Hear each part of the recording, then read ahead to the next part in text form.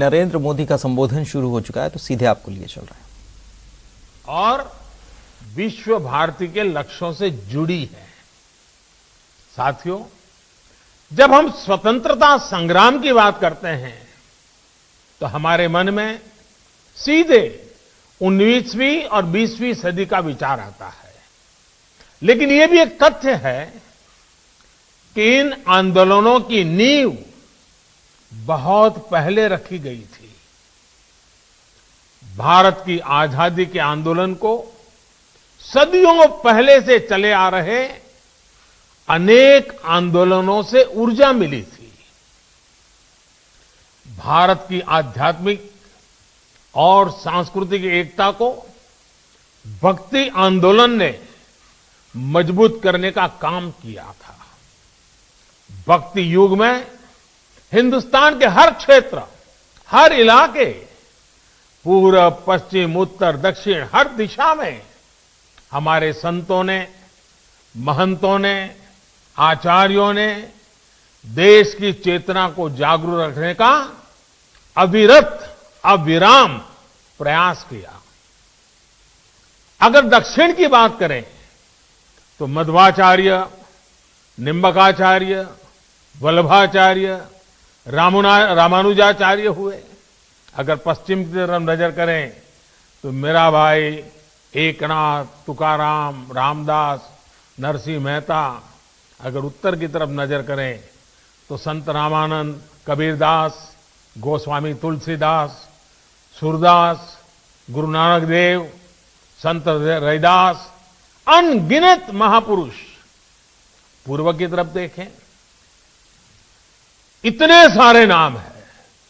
चैतन्य महाप्रभु और श्रीमद शंकरदेव जैसे संतों के विचारों से समाज को ऊर्जा मिलती रही। भक्ति काल के इसी खंड में रसखान, सूरदास, मलिक मोहम्मद जायसी, केशवदास, विद्यापति, न जाने कितने महान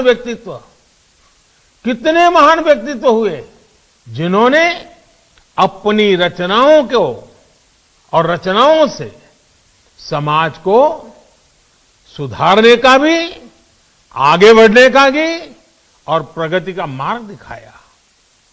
भक्ति काल में इन पुण्य आत्माओं ने जन जन के भीतर एकता के साथ खड़े होने का जज्बा पैदा किया। इसके कारण ये आंदोलन हर क्षेत्रीय सीमा से बाहर निकलकर भारत के कोने कोने में पहुंचा। हर पंथ, हर वर्ग, हर जाति के लोग भक्ति के अधिष्ठान पर स्वाभिमान और सांस्कृतिक धरोहर के लिए खड़े हो गए। भक्ति आंदोलन का वो डोर और भक्ति आंदोलन वो डोर थी जिसने सदियों से संघर्षरत भारत को सामूहिक चेतना और आत्मविश्वास से भर दिया।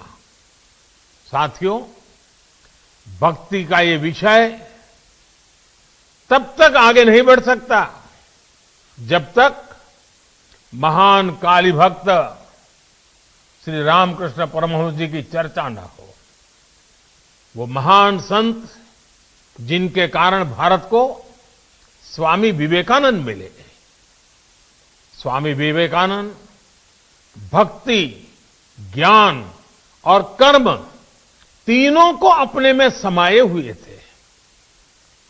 उन्होंने भक्ति का दायरा बढ़ाते हुए हर व्यक्ति में दिव्यता को देखना शुरू किया।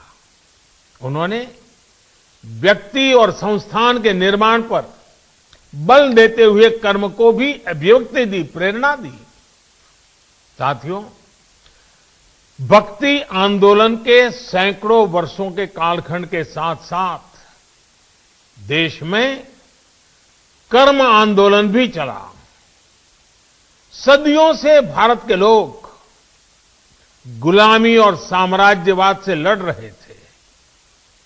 चाहे वो छत्रपति शिवाजी महाराज हो महाराणा प्रताप हो, झांसी की रानी लक्ष्मीबाई हो, कित्तूर की रानी चेन्नम्मा हो, या फिर भगवान बिरसा मुंडा का सशस्त्र संग्राम हो, अन्याय और शोषण के विरुद्ध सामान्य नागरिकों के तप, त्याग और तर्पण की कर्म कठोर साधना अपने, तो उसके साथ साथ ज्ञान की सरिता का ये नूतन त्रिवेणी संगम आजादी के आंदोलन की चेतना बन गया था। आजादी की ललक में भाव भक्ति की प्रेरणा भरपूर थी। समय की मांग थी कि ज्ञान के अधिष्ठान पर आजादी की जंग जीतने के लिए वैचारिक आंदोलन भी खड़ा किया जाए और साथ ही उज्जवल भावी भारत के निर्माण के लिए नई पीढ़ी को तैयार भी किया जाए।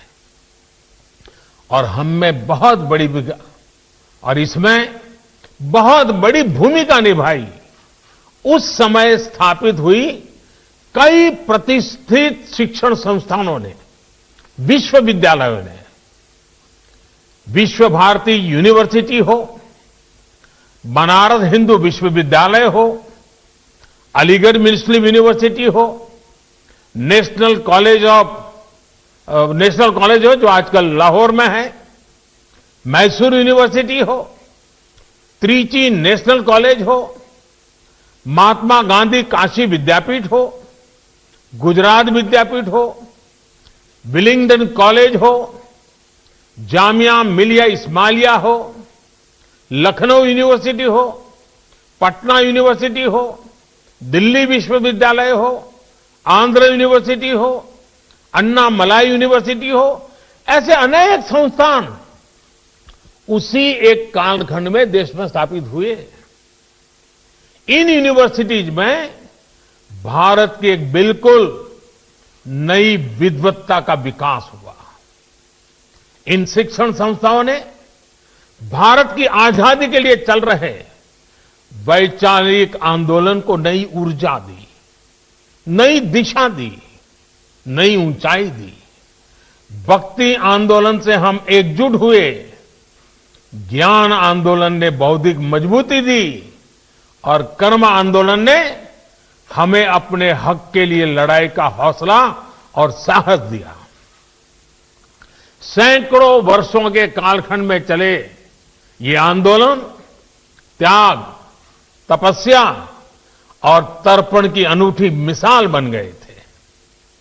इन आंदोलनों से प्रभावित होकर हजारों लोग आजादी की लड़ाई के बलिदान देने के लिए, उस आजादी में बलिदान देने